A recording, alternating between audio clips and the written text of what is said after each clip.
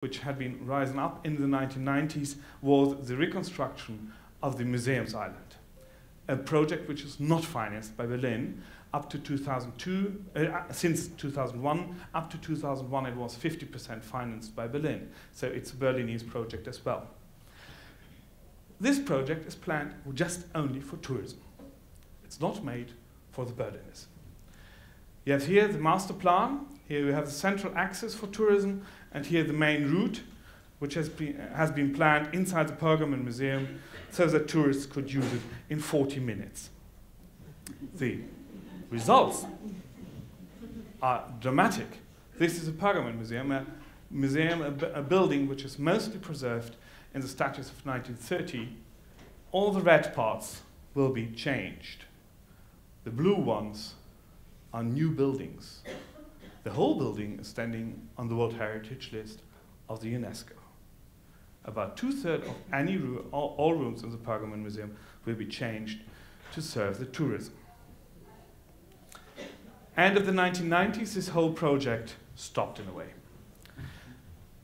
Again, it was a Norwegian who gave really the sign for the project. It was a debate around the Palast der Republik. I will shorten down this very much, but there were big, big doubts, Zweifel. And Lars Ramberg wrote this letter on the Palast der Republik shortly, because before the former parliament of East Germany had been turned down to reconstruct the Royal Palace of Berlin, which had been demolished in 1950. 2001 was the central year since 1990, because the States Bank of Berlin had gone nearby bankrupt. It was an unbelievable corruption. There was big protest movements. And we had new elections. The Social Democrats took the chance and changed the coalition. They kicked out the Conservatives and made a coalition with the left-wing party, the former communist leading party of East Germany, an idea 10 years before it was unthinkable. The second thing was they had a new mayor, Klaus Wowereit. It's very difficult always to combine politics and with persons. But in this case, really, we have to say a lot of the success of Berlin in the last 10 years is the success of one man, of Klaus Wowereit. He was the second gay mayor in whole of Europe, after the mayor of Paris, openly gay. He's still unbelievable talented in public relations. He's traveling through the whole world and doing parties and drinking wine from the shoes of some actors. All this sounds very funny, but the thing is, since 1990, you don't read negative headlines about Berlin. It's unbelievable. This town is still bankrupt. We still have unemployment. But what you read is our fantastic mayor, who is so gay and so gay. So he's really the man. The second very important thing is he's the man who's known in Berlin to know all files. He dealt, no bureaucracy can deal with him. He knows everything. It's unbelievable. He's starting his day very early. He's ending it very late, very, very late, but sometimes. And nobody knows when he reads the files, but he's doing it. He changes the image of Berlin so strong that the biggest mass event of Europe could leave Berlin without any result for the economy, the Love Parade. Since 1996, the Love Parade has grown up to more than 1.5 million people. It stopped there at about 2008. No result. Absolutely unimportant. 1.5 million people lost, and it's not relevant anymore. The town is still quite conservative planning. It's just to see these two projects. Very big projects, red dots, yellow dots, and a lot of small blocks. This is town planning in Berlin as well. The bureaucracy is going on. But the central core of the bureaucracy totally changed under Klaus Wowereit, because he said not industry to service, but industry to culture. The cultural infrastructure of Berlin is still relatively good, but it totally changed the attitude. Now culture and education are absolutely in the center of politics. I just counted some numbers. They're unbelievably high. We have between 5,000 and 10,000 artists. Berlin is the biggest Dutch artist town, art town, even much bigger than Amsterdam. There are about 1,200 writers, 10,000 journalists. Could debate, is this art? 1,500 pop groups, jazz musicians, 1,000 dancers. We have 3 full opera houses, which are getting about three quarter of the whole etat for money, of the whole money etat for culture. We have a private opera, which is quite rare. We have 4 big concert halls and about 6,000 seats, and every evening they're sold out. In science, it's not very different. There are about 4 universities, art colleges, and high schools, or I don't know the English name, colleges, you would say. And Wowereit and his party, they changed not just only the attitude to culture, but they invested a lot of money.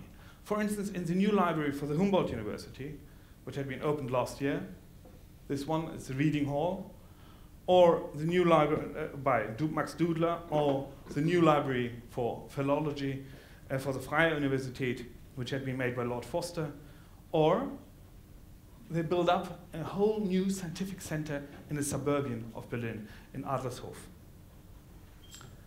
Even the biggest project, cultural project of Berlin, the so-called Humboldt Forum, or the reconstruction of the Royal Palace, is now infected by this new enthusiasm for public art and public education. Of course, we have this facade. We may debate about it. We have the reconstruction of the interiors. We may debate about it. Interesting is that there is no debate, except of some stupid journalists who ask why it is necessary to build up their library. But publicly, in the politics, they're totally agreeing we need a kind of library in this building. And so they want to build up their 4,000 square meters for the public library in the Royal Palace, former Royal Palace. The second thing is there have been hundreds of plans to build up these facades, shopping centers, ministries, and all this. But the real success started in the moment that somebody said, no, let's have the museums for ethnography, the Museum for Asian Art, and the public library together in this project. So a big cultural center, of course, 100% stately financed. What changed on the other way? Wowereit was the first who said, hey, let the people run. Give them small plots, relatively cheap, which are owned by the state, and then let them build small projects. So that the fabric of the city is coming together. We don't need the big investors. We need small investors. For instance, architects like here, or building groups. This is the highest wooden house in the whole of Europe. Or a female group which built a Beginen house as a co-op. And the second thing was to say, let artists run. Of course, this was a classical American project. The artists explored some depressive areas and some depressive buildings, and then they made fantastic plans, like here. This is the old central flower hall, a central flower market, which is now abandoned. The flower market is away, and then the artists made fantastic designs.